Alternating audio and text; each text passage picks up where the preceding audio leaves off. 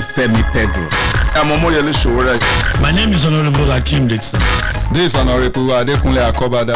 I'm Dele Momodu, and you are listening to Law FM 103.9 for knowledge and entertainment. Your only law radio station. I will implore you, in addition to your course of study, whether you want to migrate, whether ASU is on strike, acquire one or two skills. Short skills that will always be relevant. Please, you never can know where you will need such skill. I am Engineer Olaomi Gaspar, and you're listening to Law FM 103.9.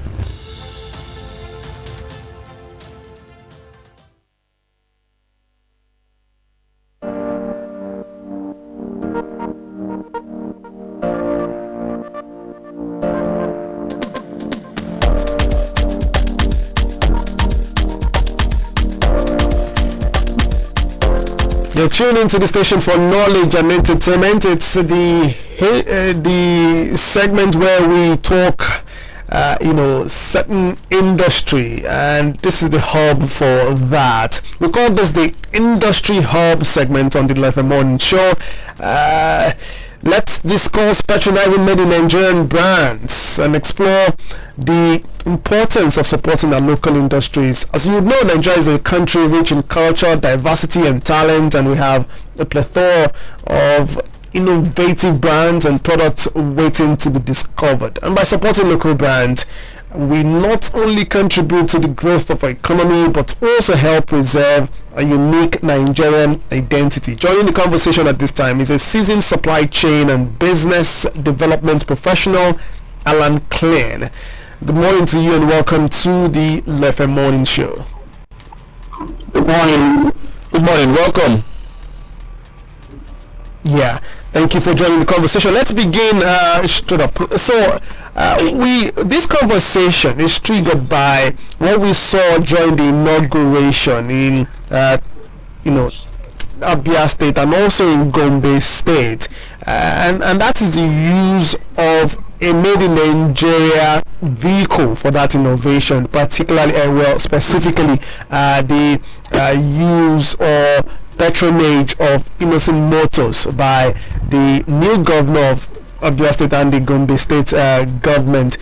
What's your take on this, particularly because for some presidential candidates during campaigns, there have been talks and one of their campaign promises for some of them, I think I can recall two at the top of my head right now, is that we need to grow the Naira and continue to patronize products made in Nigeria.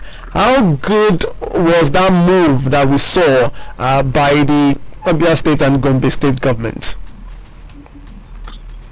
Yes, for me, it's a welcome development. It's a good one. If we will agree with number 4 now, if the three governors rather would just been quite making this happen. You have the mayor of Gombe.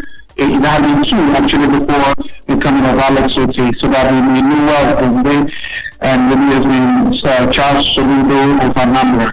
So these 2 governors have made it quite official that everything about the vehicle we are seeing is going to be, especially official cars, again, as it is the norm in this country where we go for brands that are not of Nigerian origin, because most times we prefer foreign medicine. For reasons we can find out later. But these 2 governors have insisted on maintaining this locally manufactured vehicles in IBM as the official vehicle. And this is very, very encouraging to other people, because other state governments can then see that these governments are using those vehicles over for some time now, no issues. And then, the status symbol attached to foreign-made products. This guys still have their status intact. So, which is one of the reasons why Nigerians shy away from product made here because sometimes it's the quality of the product, and then for status sake. But we can see governors. So if governors can begin to do this, certain other governments will follow, and I'm also certain other Nigerians will start doing the same thing. All right. So you talked about quality of made in Nigerian product. What other thing do you think are like discouragements to taking or patronizing made in Nigerian products? Because if we're able to understand these reasons, perhaps that would help us, in trying to make amends so that Nigerians can patronize made in Nigerian products. There actually is no major reason other than most people, most Nigerians, see goods made in Nigeria as inferior and not up to standards to goods made in other countries. And as a result of this, we decide not to buy these products. So, and again, we decide to sometimes to sell off old stock, need some Nigerians as well to say, okay, I have this goods, but you label it made in Italy, made in UK, made in China. So it is primarily because Nigerians know that if the type of goods are inferior, it would also make them inferior, because of the status thing. And that's all. And I just feel that anything in Nigeria probably due to corruption, as we have labeled ourselves over the years. People think that nothing good comes from, nothing good can actually come from Nazareth. Yes, so now these two governors have, come up with this idea, and they did not just come up with the idea, they've taken the step, to use these vehicles. I want us to look at a situation where we can begin to reorientate. Yes, this will go a long way in changing the views of citizens, especially in this state, about patronizing made in Nigerian products. But if you look at the four Asian tigers, which are Hong Kong, Singapore, South Africa, and Taiwan, we saw the way they developed rapidly. If Nigeria is looking towards such development, especially in our automotive sector, what are the things that you feel or you want to suggest that can be done for us to, catch up with such development? It's three governments have started doing the right thing. So all they just need is the government at the center. You need the energy to also adopt this.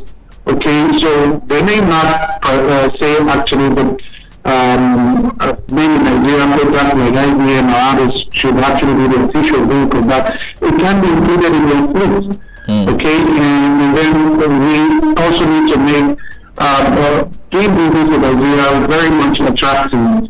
Bring down taxation. Hello, are you there? All right.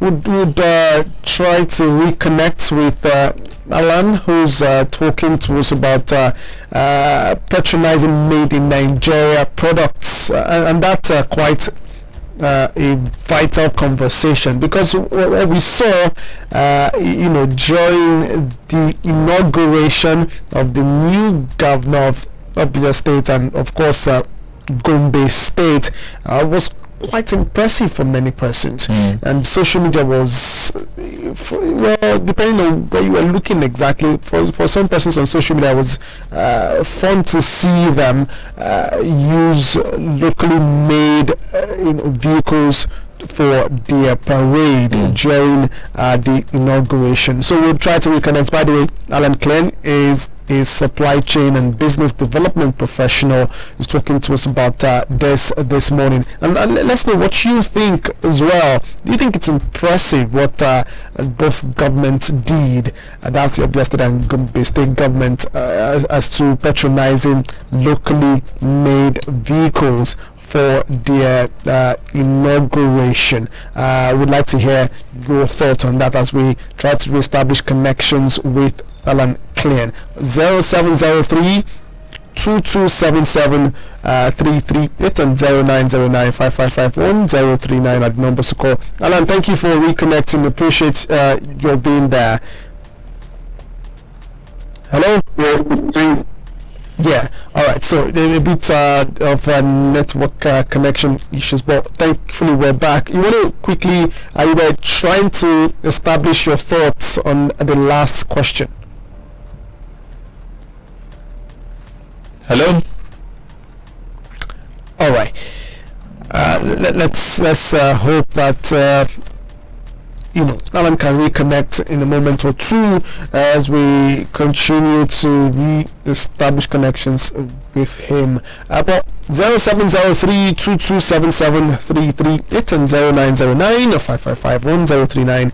Those are the numbers to call to join the conversation. Hello. Hello. Yeah. Right. Thanks for being there again. Okay. Hopefully, network is a lot more stable and we can just smoothly have this conversation. Okay. So you want to quickly finish your thoughts on the last question. Yes. So saying that government needs to encourage more participation in business managerial, because they need to look at the tax. Taxation, they need to boost on the consumer confidence and competitiveness with foreign businesses.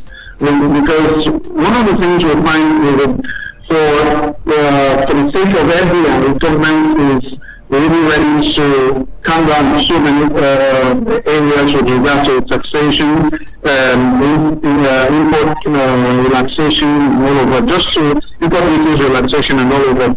Just encourage that this same thing should be given out to this to Nigerian local manufacturers. These should encourage proper competitiveness amongst with regard to other competing brands, because it will help the country a lot. Currently, we are having issues with foreign exchange, and we have net effects. So when you have more of locally manufactured products, you have less of your funds being repatriated, and then you will have enough dollar in circulation, and to knock down the continuous fluctuation of foreign exchange.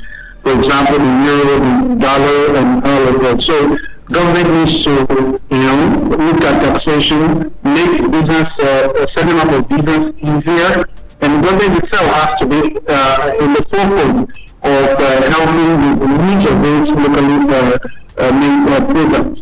For example, why don't we have the CBN governor driving IBM? Why can't we have the ministers, the government saying all ministers or ministries should have IBM, for example, in their as part of their fleet? I'm dealing with the government itself in the center, begin to do things in the right way, and showing and leading the example. People will continue to see products and items manufactured locally as something of lesser value. And like I said earlier, it's a state of thing. So Nigerians want to see governors, ministers using these things, and the moment they see them doing it, surely the Nigerians will do into it. All right, Allan.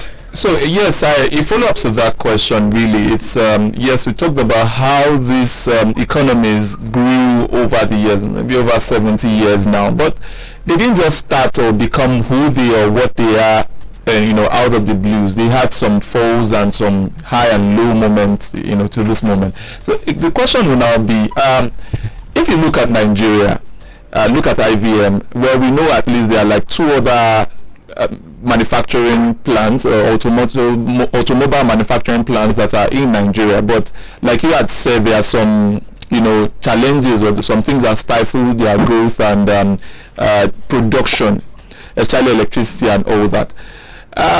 In this regard, do you think that some people perhaps stand to benefit from Nigeria's abysmal performance in this area?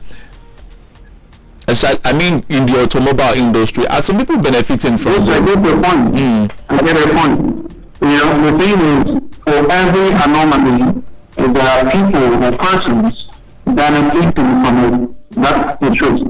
Okay, it's unfortunate that that is a hard truth. A lot of people, okay, we don't have power. Even some persons are benefiting from the fact that we don't have it. So people are benefiting from the fact that, okay, because a lot of people are going out to bring in expatriates to start up business where margin or profit shares. And some persons are coming to say, okay, when you have FDI and dollar keeps going up, remember, some people are trading with the forex, and so they're making money. So anything that's going to bring down the forex, anything that's going to make prices increase of interest, we are not going to allow them. Again, like I said, and like you rightly mentioned, providing fuel and other things like usually these things are quite expensive and very important small part of the economy to start off. Because when you look at it, what it takes to do business in this country, you'll find that it will be quite, it's more like the common starting to the news if you would ask me. But if you have the country in the long run, like you mentioned, Rome was not doing in a day. Currently, we are having a GDP of over $450 billion with an unemployment rate of over 36%. Okay, with these projections in 2023 going to be up to 47 and an inflation rate of 16.9. You need locally made products for you to show off this to help the economy. The new government cannot do much because they are already inheriting something quite colossal that for them to manage. The debt, we're having about 77 trillion. So by having this SMEs and other people here, the economy is run by over 80% of SMEs. So you need to encourage these SMEs, you need to encourage them by way of tax, reduction in rebate, relaxation, look at the fuel, and so many other things. Right. So that this can help Nigerians who cannot find jobs to start up businesses, and the way I assure them, whatever is produced or manufactured will be for change. We will stand the same, we stand shoulder to shoulder with other brands. All right, there you go. Okay, we're with you. Hello? Allan, can you? Allan, are you there? Yes, all right, great. I want to especially thank you. Time will permit us to continue the conversation, but special thanks to you, Allan Klein, for being on the program this morning, talking patronizing Nigerian brands, and that's a fundamental conversation. Hopefully we can extend this conversation in coming days. But Allan Klein is a supply chain and business development professional who talked to us today on this segment, Industry Hub. Thank you again, Allan. Thank you very much. You too. Thank you very much. All right, let's very quickly go straight to the social buzz segment here on the Life and Morning Show to close this session for today and for the entire month of May. It's been an amazing time doing this with you in the month of May, but we cannot close today's show without mentioning what we have for you on social buzz today. And you'd recall, this happened yesterday, so hopefully you know, but if you don't worry. We're the station for knowledge and entertainment. Let's bring to your knowledge that operatives of the State Security Service yesterday stormed the Lagos office of the Economic and Financial Crimes Commission, preventing officials of the anti-graft agency from gaining access to their office in Ikoyi. Impeccable sources in both agencies told newsmen that there has been an ongoing rivalry between the State Security Service and the Economic and Financial Crimes Commission over the ownership of that building. The building is currently being occupied by the Economic and Financial Crimes Commission, but the State Security Service is saying, "No, our building." Right, and that has been going on for beat according to report. But yesterday, which is day one of the new administration, the Department of State Services, or let's call them by the official name, the State Security Service, decided, oh well, we cannot take this anymore. We're in a new era, right? Let's flex muscle. So I think, and so they occupied the space. By the way, let's mention that the President Bola Tinubu has given a directive for them, that's the State Security Service, to vacate that space immediately. All right, but that's the background to the conversation. Now, the State Security Service has been, well, of course, they have an official Twitter handle, and I think they opened that just months or weeks before the general elections, and there they made a tweet, and the nature of the tweet has caused, it's still on social media with